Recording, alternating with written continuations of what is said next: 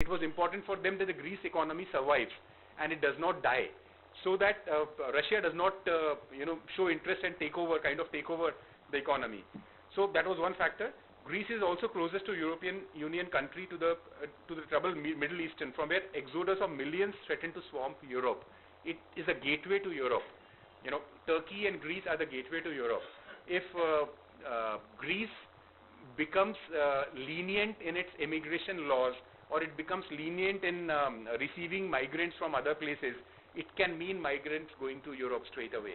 So it can be disastrous for Europe. So that was another reason why Greece had to be kept under control. And Greek exit would mean the end of the grand dream of the Europe that gets ever more integrated until it becomes the United States of Europe. Europe economy now stands, Eurozone economy stands second to US economy in terms of GDP. European economy would stand first. If you put all Europe together, it's first.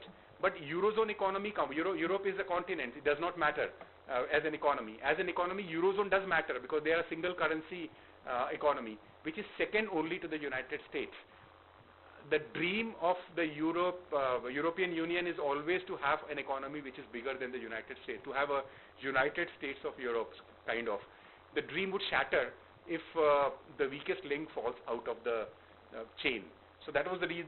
These were main political compulsions which were forcing nations to ensure that Greece continues to be a part of European Union. The biggest opponent, and not only this, the biggest opponent of surrender, interestingly, are not Germany and France, but smaller European nations that have gone through the austerity and reforms demanded by Eurozone rulers. The Baltic states, Spain, Portugal, and Italy. These are the nations who have agreed to the terms of austerity that were demanded by the creditors earlier. So if we have been victimized, why not this nation should not be victimized? As simple as that. If you had to suffer, why should they also not suffer? So they were the nations who were voting against, who wanted Greece to undergo the austerity measure. Germany was not very keen. As I said, Germany wanted to waive off the whole loan. Give it a very, very easy terms and conditions and kind of waive off the loan. But these nations would not let it go. They wanted Greece to suffer because they had suffered similarly. Latvia has half the per capita income of Greece, yet went through immense austerity and a 25% fall in GDP to qualify for Eurozone membership. Latvia, in order to become a member of Eurozone, had to devalue its currency by 25%, so that it becomes, it's considered at par with European nations. So when they had suffered, why should this person not suffer? This was a simple logic. And just last week, just 1 week, just in the middle of June, Bulgaria had applied for Eurozone membership after going through painful reforms to qualify. So all these countries were aghast at the notion that the Greece would be left scot-free. They would not allow this to happen. So these were political compulsions which were forcing European Union, which were forcing Eurozone, which were forcing IMF, which were forcing Germany, which were forcing Italy and other lenders to ensure that they fall in line with whatever they wanted. I think that explain why so much of international interest happening in a small nation. Interestingly, in Greek language, nai means yes and oxy means no. Okay, nai is yes, unfortunately, N-A-I. The Prime Minister Tsipras, on his own, declares that he's going to have a referendum. Now this looks very foolish. As I said, lots of jokes would go around the corner. Why would why need a referendum on something that economists and the experts are going to decide? He wanted everybody to decide, put together. He wanted everybody to vote for whether we go for austerity measure demanded by the Troika, or we refuse them. Refusing them, accepting the Troika terms, which means yes, which means an aye vote, would mean that whatever the lenders want, you go by that. You agree to improve the tax rate, which is going bad. You improve on tax compliances, which I would discuss later, which has really gone bad. It's worse than India. To improve on corruption index, which is again very, very bad, not as bad as India, but certainly bad from European standards. and to improve the quality of the government, to separate judiciary from bureaucracy. Interestingly, in Greece, judiciary and bureaucracy are linked together. The court is the bureaucrat. Bureaucrat run the court. So that was a major reform needed. So all these reforms would be required if they agreed on a yes vote, on a nay vote. And if it was an oxy vote, a no vote, they would say, no, we don't want to listen to you. We just, off our butt, just go away. We don't want you. In that case, the result would have been they could be thrown out of Eurozone. They may not be allowed to use the currency any longer because they're not, the country is in a situation where it cannot hold that currency any longer. So they would be removed from Eurozone, which means no currency, which means they would have to issue their own currency and deal with the creditors in their fresh terms. So that was the kind of situation that arose, and a divorce situation. And why Europe did not want divorce, I've explained in the earlier slides. So we got to a situation where the Prime Minister categorically said that he wants a referendum and he wants people to vote no. He said he wants his people to vote no. He wants his people to vote against the austerity measure that the institutions, the Troika, are demanding. So it was a very interesting situation. He, on his own, declared the vote. On his own, he asked people to vote. And amazing, I would say, within 1 week, they could organize everything. Whatever money would have been spent from in a bankrupt nation on organizing voting, 100% voting, people from all over the world, Greek people from all over the world flew back to Greece just to vote for that referendum. So it was a very interesting situation. In 61% people voted against the austerity drive, which means we don't care for you. आपको जो करना है कर लो, हम नहीं करते. We don't bother about you. We don't listen to you. We don't want your terms to be accepted. Now a big question is, interestingly, if you've seen the development, this has happened 5 days back. Last 5 days, if you see the developments, immediately after the no vote, the Greek finance minister has resigned. He has resigned because he has been very arrogant in dealing with the Troika, with the institutions. He's been very arrogant. So he is not the face of Greece to represent Greece at the moment.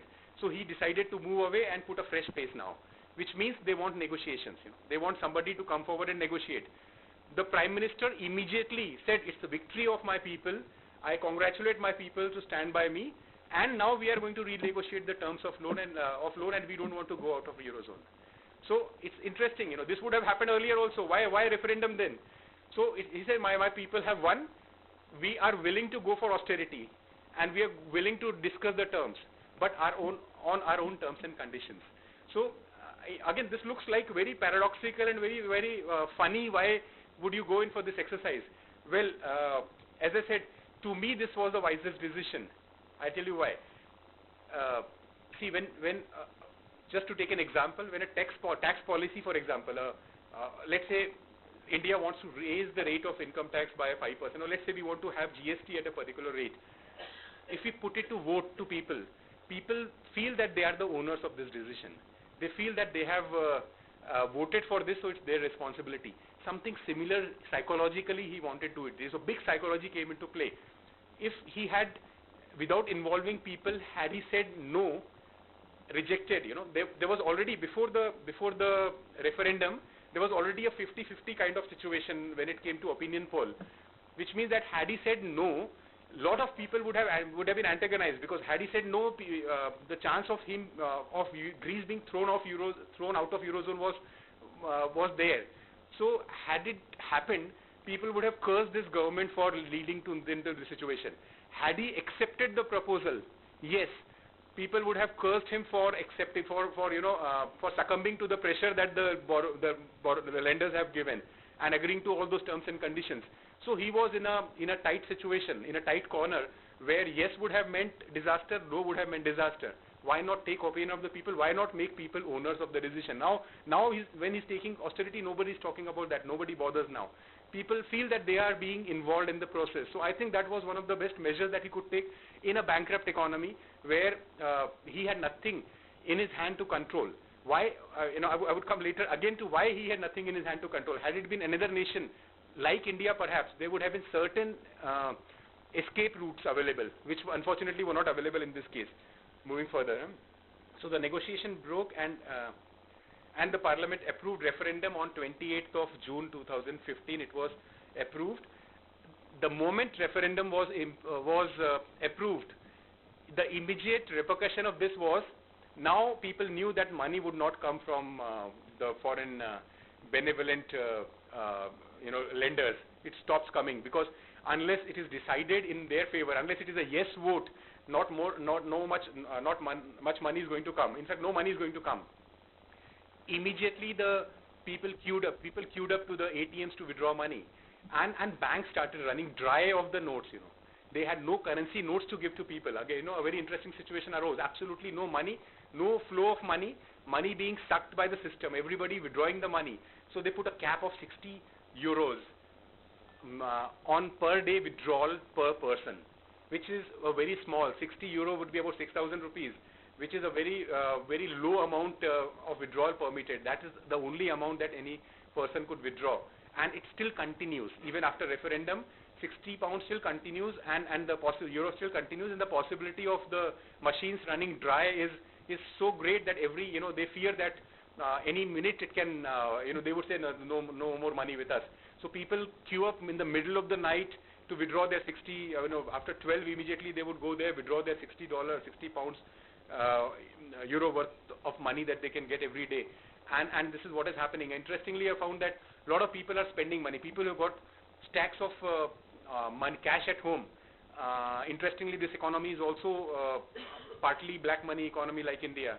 People have started buying Apple computers. People have started buying products. People have started buying anything that they can get in the market. Anything that they can in the market, so that at least Apple computer would be worth the money that they're spending on. iPhone 6 would be worth the money that they're spending on, would be perhaps sold off at 10% loss to somebody, 20% loss to somebody. Cash, if it is decided that the money is scrapped, cash would be of no use. So, everything, whatever they can buy, they're just buying. So, it's actually a storm in the teacup, a sudden boom in the economy, because everything that is available is being bought by people. Whatever they can spend, they are spending on those things, because they know cash would be suddenly, worth toilet paper perhaps, The text of referendum, this is something I picked up to amuse you actually. See, a common voter in a country, any country, would not understand the technical things. And this was the text. He was asked to vote on this. If you read this, Greek people are hereby asked to decide. This was on the ballot paper. This was written on the ballot paper. Greek people are hereby asked to decide whether they accept a draft agreement document submitted by the European Commission, the European Central Bank, and the International Monetary Fund at the Eurogroup meeting held on 25th June, and which consists of two documents. The first document is called Reform for the Completion of the Current Program and Beyond, and the second document is called Preliminary Debt Sustainability Analysis. If you want to say yes or no right here. So, can you imagine the kind of, fun that this referendum would have, Who would understand? And none did actually. None did.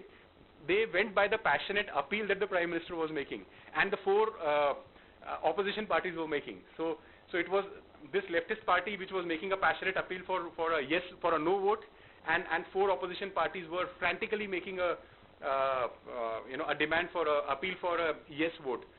No 61, yes 39%. So this was the final thing. But can you imagine this kind of issues being decided by the vote of people? That's why I said this was just to involve people, just to create a sense of ownership among people, nothing else. Otherwise, this referendum was, even after the referendum, nothing new is happening. Same thing that would have happened before the referendum is going to happen. So, as I said, the Greek finance minister resigned after the no vote, and the negotiation with Troika would continue, and the government says no vote gives it more elbow room now at the negotiating table, which is kind of true. The lenders know the will of the people of the nation, but this is a misplaced bravado. It is the general belief that a rejection of the proposal by the Greek people will also mean Greece's exit from Eurozone, and Europe may not like Greece to exit, but the way the vote was drafted it was clear at that point in time that the moment they say no, they would be out of it. If they go out of Europe, I mean, it's going to be like a fresh proposal has been submitted today for the European, for the IMF to accept, and that proposal contains lots of austerity thing. If that is not accepted, what is going to happen? I would be discussing one slide later, but the immediate threat being faced by Greece is the insolvency of its banking system, which is near collapse. It's almost out of cash. This has meant closed branches, long lineups at ATMs, and a daily rationing of 60 euros per person. Some suggest that 20th July would be the day of reckoning, as on that day Greece owes $3.5 billion payment, euro payment, which is going to be defaulted. Doesn't look like a solution at the moment. So that would be a crucial date to decide whether they would continue in the Eurozone or not. What happens if they are thrown out of Eurozone? Now a big question mark, and a discussion now takes a different direction. If they are thrown out of Eurozone, which means euro is no longer available to them. In that case, the old currency that they had, drachma, would be the currency that they would be printing again. The printing press in Athens, which had been printing drachma before it became a part of Eurozone in 1999 or 2001, which at the moment is printing euro, would stop producing euro and would start printing drachma again. Perhaps that was going to happen. But when it comes to launching a new currency, things are not as simple as we can imagine. You can just imagine the situation. A new currency would give them a lot of flexibility because they can immediately print as many notes as they want and distribute. So easy for them. The more they print, the more the unit value devalues, the more the currency devalues. But they actually have a short-term solution. They can at least survive by printing it. The problem is, who is going to give credibility to drachma in the first place? The old loans and old agreements and old contracts, would they not insist on payment being received in euros, number one place? Secondly, distribution of this currency would take at least 6 months. It's going to take about 6 months for them to print and distribute. So the 6 months you have to have a concurrent issue of both euros and drachma, because people would give it back and take drachma against it. So it has to run parallelly for 6 months. And finally, drachma, in an economy which is already bankrupt, the currency may really not have much value in the long run unless it starts improving. So this is going to be a lot of complication that is likely to arise if it is thrown out of Eurozone. Now I'm coming to the economics part. The financial summary of what made Greece what it is. The GDP fell from 242 billion euros in 2008 to 179 billion in 2014, a 26% decline overall. As long as you are making money, as long as you're growing, it's fine. But when you start losing it, things go really bad. And it was in recession for 5 years, emerging in 2014 by some measures, as I told earlier. GDP per capita was 22,500 euros in 2009, and it fell to 17,000 in 2014, a 24% decline. Per capita GDP, per capita gross domestic product. People have a, there is a psychological level of spending. When I'm earning 10,000 rupees a month, my income rises to 20,000, I start spending according to 20,000. When it falls down to 10,000, my expenditure does not go down to 10,000. It remains, it sticks to that level for quite some time. Unless, घरवाली नहीं छोड़ेगी आपको, तो बोलेगी नहीं यार इतना खर्चा कर रहे हो, इसको छोड़ना नहीं है, अभी तो करना ही पड़ेगा. So it's like you reach a particular standard of living, you cannot go down, you cannot go below that. But if there is a downfall in the economy, when your per capita income is falling, it becomes difficult for you to make both ends meet. And especially in an economy where future loans are often annualized, annuitized. You are already pledged. Your future earnings are already pledged, as it happens in Europe and USA. So where your earnings you have anticipated, based on that you have been given lots of loans, the housing loan and the car loan and the education loan and so on, and suddenly your income drops. Things become difficult. So this is what has happened to this economy. The public debt to GDP ratio, I would be discussing this in the context of India also. in 2000 was 177%, which means the money that the government owes to outsiders is 177% of its production is GDP. And this is very alarming to you. You'll be startled that when I tell you the Indian statistics also. So it's something very bad, you know. Except Japan and Zimbabwe, this happens to be highest in the world. Japan, interestingly, has the highest public debt. US has a very high public debt. So, you know, as long as going is good, things are fine. When going becomes bad, all these things become important. So the GDP ratio is, the public debt is very high. Annual budget deficit was 3.4% in 2014, which was improved from 15% in 2009. As I said, the austerity measure that the government had taken had helped it reduce its deficit to 3.4%. But the problem is, they had already undertaken those austerity measures. They had reduced the deficit down to a low figure. They had reduced the production capacity of the economy. They had, yeah, exactly. So they had taken anti-inflationary measures. They had reduced the production capacity. They had downsized the government. They had reduced the government spendings. So already, because of that, the employment rate was already high. So you have a high employment rate. You have less production capacity. You have you know, a situation where new money is coming, money that is coming is going towards repayment of the old debts. In that situation, if fresh loan is given to this nation, or a refacement of this loan takes place, it does not help it in any way. Already they have put in the maximum of austerity measures that they could put. Further money would have actually gone towards repayment of the loan of the creditors, and the creditors that I would come very interesting, creditors and the vendors of defense equipment to this country, and so on. That the interesting politics I will be coming to that in a couple of slides later. The interest on Greek term loan rose from 6% to 10% in 2015, which is very, very high compared to the European standards. 10% interest may be sober in a third world country, but certainly very high in a country like Greece. Based on a debt of 317 billion euros, the 6% represents an annual payment of 23% of government's revenue. So whatever government earns at 6% per annum, 23% of it goes towards interest payment of the old loans. If it rises to 10%, it would mean 40% of the government spending going towards interest payment. You can understand this economy is not going to survive. This cannot survive in spite of all the austerity, in spite of all the terms that the lenders were dictating. Then again a question mark. Leave aside politics. What interest they would have other than politics in making sure that this nation survives? We'll come to those economics thing also.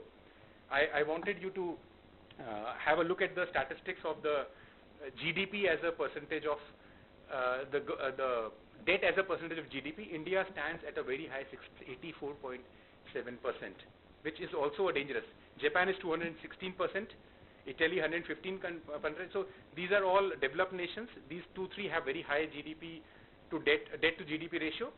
Among the less developed nations, India has a very, very high, which means we are also in something similar kind of situation when it comes to interest payment. Most of the money that the government makes, you know, a substantial part of it goes towards repayment of interest and the loan that we have contracted. Now, a very interesting question that I would like to discuss here. Very interesting question. Had Greece not been part of Eurozone, it would not have come to this situation.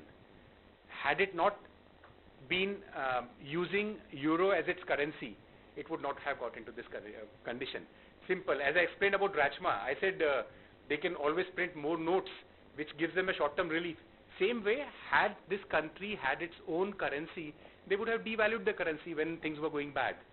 So devaluation in the long run may be very dangerous for the country, but in the short run would have given them a relief, and it would have, you know, set the things at par. You know, when you are losing ground, when your economy is weakening, it is quite natural that the value of your currency should go down. It could not happen because they had euro as the currency, which was being circulated by Eurozone, which had all the growing economies and powerful economies. So this weak country became a scapegoat kind of, because they had to follow that currency, which was no longer representing their purchasing power. The purchasing power was falling down by 25%. GDP was falling down, and the currency was a strong currency. So when you continue with that currency, you can't devaluate the currency, can't devalue the currency. So what would happen? Your wages rate would go down because currency is stronger and your economy is weak. So there would be, your wages would go down. There would be a recession in your economy. This is what happened. Unemployment rate rose considerably. Had this currency not been there, things would not have been bad. So had it not been part of Eurozone, so when Eurozone was created, they never anticipated that if a country goes bankrupt, what would happen to that country and what would happen to the euro. This is what was never anticipated. In their optimism, they thought that everything would be all right. When they grow together, they would grow together. So this is what had happened, and euro was the biggest problem. Initially, it was the biggest job creator. It opened the doors for them, but when things went bad, it became disastrous for them. That is the reason why one acclaimed economist, Amartya Sen, in the next slide I would be explaining that, he said actually what was being given as an antibiotic to Greece was also contained rat poison. There was, you have to survive, so you take this antibiotic, but that contains rat poison. So this I would explain actually how it happened. So had Greece slid out of the euro after the crash of 2008, it would now be on the road to recovery because its debt would have been devalued. Many nations in the past have gone into bankruptcy state. They have devalued their currency, sometimes issued a new currency altogether. I remember Turkish lira went to a stage where one pound sterling, 1 pound was equivalent to 1 million Turkish lira. So 1 million, the 1 million rupees you had to give to get one bread. That it was that kind of situation. Lots of countries have gone into that situation. They would print new notes with all zeros excluded. Instead of 1 million, it becomes 1. So they could have done very well done that. They could have done something similar. They could have found a way of devaluing their currency progressively as the economy was going down, and would have handled the shock in a progressive manner. But it did not happen. They would have settled deals with the debtors, with the creditors on futuristic transaction basis or whatever. Tourists would have started flowing back. Italy and see, the moment Greece devalues itself, suddenly it becomes an attractive destination. Its primary source of income is from tourism. The moment it devalues its currency, immediately tourists from India, a lot of Indians are already looking at Greece as an option now, but because it's euro, it's still expensive. The moment it changes currency, I can bet it's going to be cheaper than perhaps Sri Lanka for us, So the moment it devalues its currency, it becomes very, very attractive. For trade also it becomes attractive. For export opportunities become attractive. For tourism it becomes very, very attractive. Had it happened to this country in 2008, they would have by now settled. But it did not happen because they could not get out of it. So that's why Amartya Sen said that the prescription is actually antibiotic coupled with rat poison. And I admire Amartya Sen for being point blank always. And another Nobel laureate, Joseph Stiglitz, has observed that very little of the amount of money lent to Greece has gone to the country's people. It has gone largely to private creditors, notably bank and financial institutions in Germany and France. So whatever, see again another politics and another interesting nefarious part of economics is that more money being given so that the companies whom Greece owes money, who are primarily American, German and Italian companies, can get their money back. So that's another thing, That's another thing which is happening. Primarily the defense suppliers and lots of other suppliers, they want their money back, so this country has to be kept afloat so that they keep their money back. So it's like, यहाँ से देना है और यहाँ से लेना है बस. आपको देते चले जाना है. Most of the money is going that way. Secondly, the banks are in a precarious situation now because of excessive reckless lending during 2008, 2009 and the aftermath period. Banks have really gone bankrupt. Greece banks are in in a situation which is almost similar to Indian banks, I would say. They need to be recapitalized again and again. This money is going towards that. So while money is being injected into the